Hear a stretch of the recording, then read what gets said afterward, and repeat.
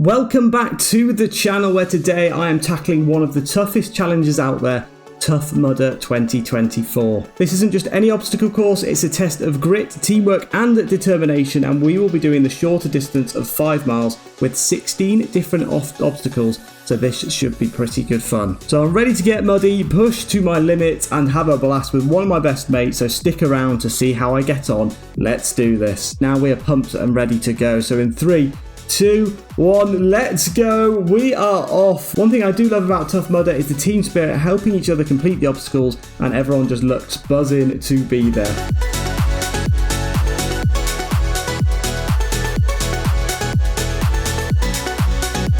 So we've jogged our way to the first obstacle, which is Lumberjack. So this is where we climb over some large horizontal logs, and they're positioned at different heights and they require strength, agility and teamwork to climb over them, testing both your upper body strength and your balance.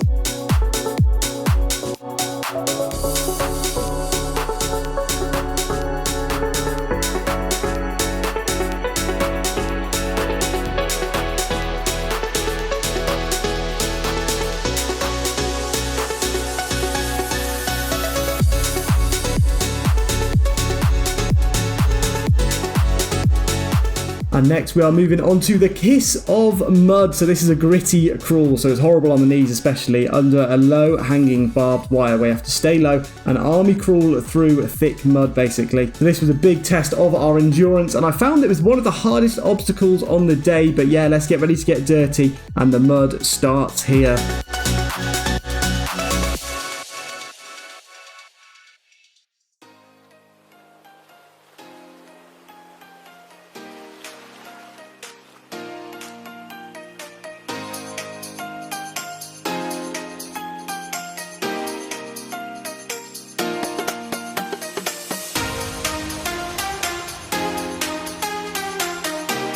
Bale Bonds is the next one of the challenges, one of the easier ones definitely, and the challenge is to climb over stacked hay bales, as you can see, and that just requires a little bit of upper body strength and legs to climb over the hay, but as I said, a pretty easy one compared to most of these obstacles.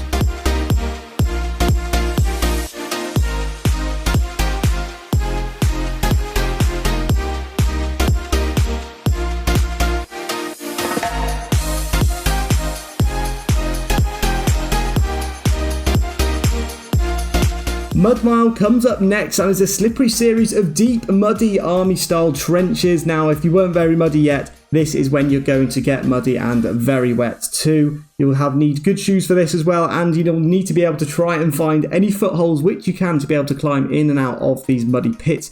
I found this one very difficult, and in the last one we had to actually climb up off the side because it was just impossible. It was so slippy in the trenches.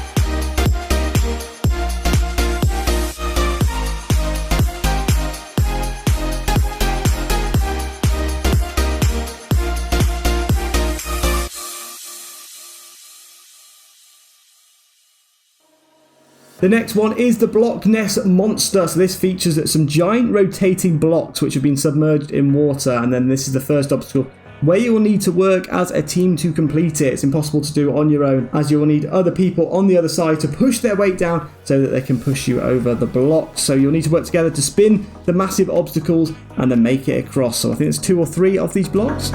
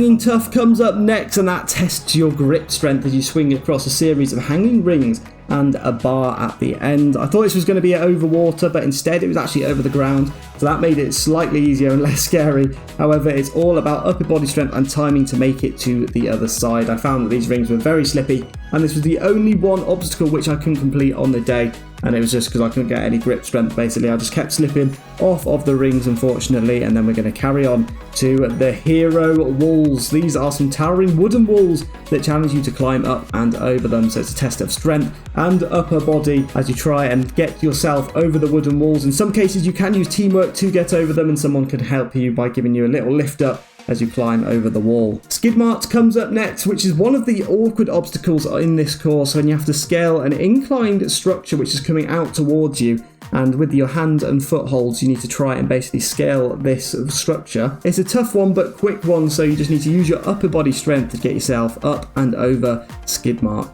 Twinkle Toes comes up next, and this is a test of your balance where you've got to walk across a narrow wooden beam. This one I definitely found as one of the easier obstacles, and you just have to stay focused and maintain your balance the whole way through. Stairway to Heaven comes up next, which is just a vertical wall which you must climb up and over. It's one of the easy obstacles, again, for those with good upper body strength. However, if you've not got very good upper body strength, you will struggle on this challenge. The next one is the famous Everest, and it is nearly vertical half pipe, very similar to that on Ninja Warrior, which you need to sprint up and over with a little help from your teammates if you require it as well. They can help you pull you over too if you get hold of their arms. Now, I didn't actually get recording of myself doing this, which I'm pretty annoyed about because I was actually able to complete it first time. I assumed that I was going to have to fall and try and grab onto it and pull myself up, but I was able to just run straight up, so I didn't actually get any GoPro footage of it because I was scared that I was going to land on the GoPro. So unfortunately, all you're going to be able to see on this one is Everest. Cage Crawl comes up next. We have to pull yourself through a pool of cold, muddy water to the other side with only 4 inches to breathe between the water and the cage above. There are mop heads also underneath the cage which you cannot see, and these slap you in your face on the way through, so if you try not to get muddy and wet, you will still get muddy and wet from the mop heads. The next one is Pyramid Schemes. This is where you got to try and be both the top and the bottom as you harness the power of human engineering to climb over this slick 15-foot wall. So this requires a lot of teamwork and is impossible to do on your own as the wall is so slippy, so you need to make sure that you find some friends there on the day which will help you push you up and over. Arctic Enema version 2. So this is a horrible freezing one where you've got to climb up a structure to begin with, slide down a slide into a freezing water which is basically an ice bath. You then got to duck yourself under some tyres as well to get to the other side, and then you climb out. But this is going to get you very wet, but it does help to clean all of the mud off you that you have got in the previous obstacles. A-hole is the penultimate obstacle, and is a simple A-shaped structure which we actually ran through at the start. You may have seen that one at the start of the video. So all you need to do is climb up and over the cargo net to the other side, and then you're making your way to the final obstacle, which is Electroshock Therapy. This is the final obstacle where you're going to dash through a field of live wires delivering electric shocks. All the muscles in the world won't soften the blow of the 10,000 volts which have been pumped into you. Mike, who I actually did the entire course with, and you may have seen him in a lot of the videos, actually got shocked in the head and blacked out for a second, which is why you see him fall just here before the last hay bale. And we have completed it. What a challenge that was. 15 out of 16 obstacles as well I was able to do. I did have to skip that one, as we said earlier, but I have completed Tough Mudder 2024, a 5-mile course, and earned this cool looking medal, t-shirt and buff as well. It was a tough challenge, but definitely worth it. I definitely recommend you going to give that one a go, and a huge thanks to everyone who cheered me on and to Mike for doing it with me as well. And don't forget to like, subscribe and hit that bell for more challenges, and I will see you all in the next challenge.